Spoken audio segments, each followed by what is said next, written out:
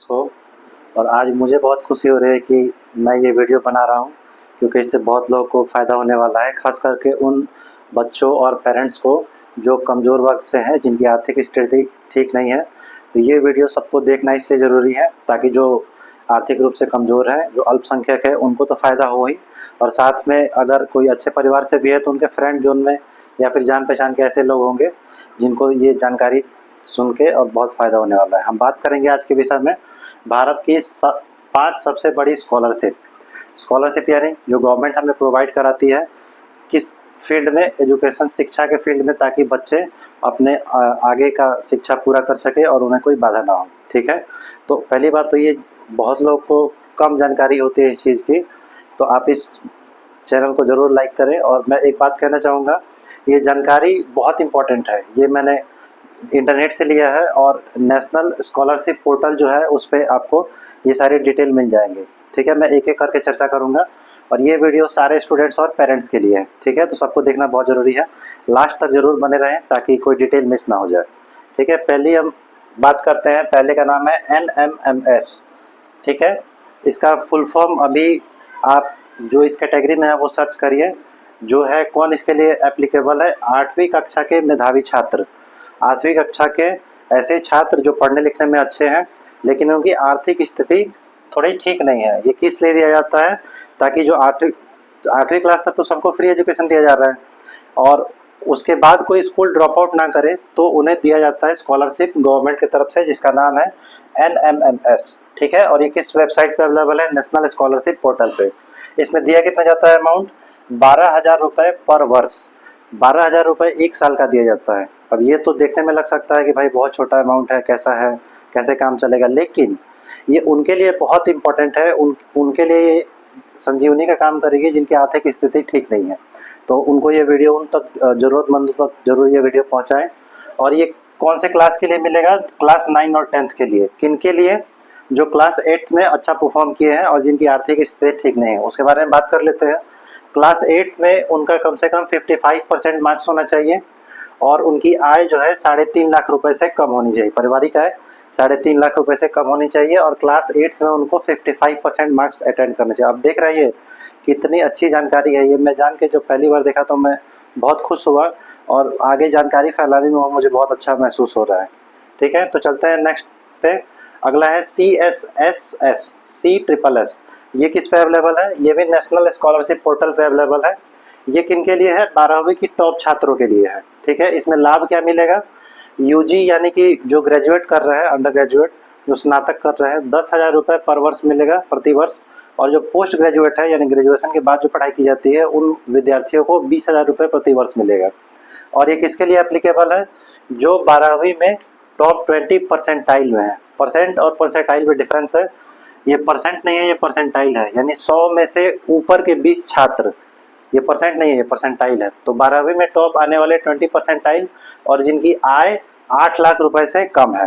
ठीक है, तो ये किसके लिए है, अंडर ग्रेजुएट और पोस्ट ग्रेजुएट वालों के लिए। कितना रकम मिलेगा, 10,000 रुपये प्रति वर्ष और इनको 20,000 रुपये प्रति वर्ष। ठीक है, अब है इंस्पायर सी, SHE, इसका कुछ फुल फॉर्म है और ये एक इम्पॉर्टेंट जानकारी है। इसमें अमाउंट भी काफ़ी अच्छा खासा मिलता है और ये विज्ञान के छात्रों को मिलता है जो विज्ञान में अच्छा करना चाहते हैं। ये बेसिकली इसलिए है ताकि रिसर्च प्रमोट किया जा सके आने वाले टाइम पे। अभी ये NSP पे नहीं मिलता है, ये DST पे मिलता है, department of science and technology. ठीक है, और इसमें अमाउंट कितना है, ये अमाउंट बहुत अच्छा अमाउंट है। ये अमाउंट है 80,000 रुपये प्रति वर्ष। ये कम नहीं होता है, काफ़ी इसमें बच्चे मन लगा के पढ़ सकते हैं, उनको पढ़ने का, रिसर्च करने का सारा सुविधा देता है। और कितने साल के लिए, ये भी इम्पोर्टेंट है, ये 5 साल के लिए मिलता है, 80,000 रुपये प्रति वर्ष।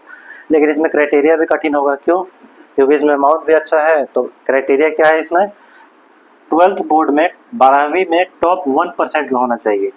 टॉप 1% यानी कि अगर बच्चे जो है, जो बोर्ड का रिजल्ट आता है उसमें ऊपर के 1% छात्रों में उनका नंबर आना चाहिए। ठीक है, और ये किस स्ट्रीम के लिए है, ये विज्ञान में दाखिला लेने के लिए है, साइंस स्ट्रीम के लिए है।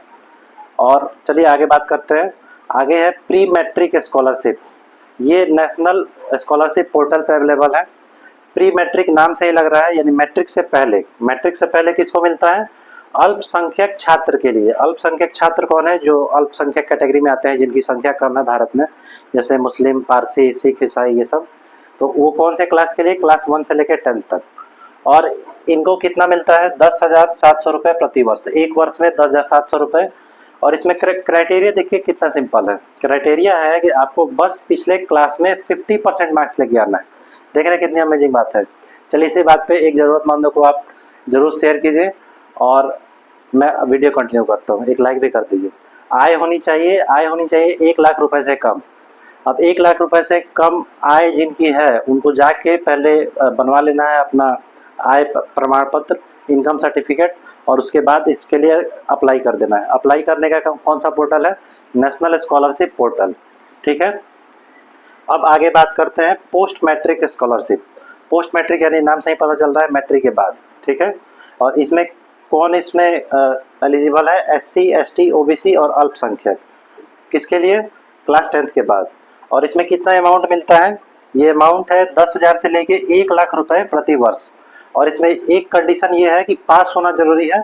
और आय सीमा जो है, बाकी कैटेगरी में जो आय सीमा थी, इसमें आय सीमा जो है वो श्रेणी अनुसार बदलती है, यानी कैटेगरी अनुसार। किसी का SC है तो आय सीमा फॉर एग्जांपल 2.5-3 लाख रुपए होगा।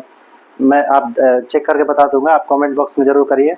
अगर किसी भी स्कॉलरशिप के बारे में आपको डिटेल में जानना है तो आप कमेंट में बताइए, मैं उसको और डिटेल में बताऊंगा।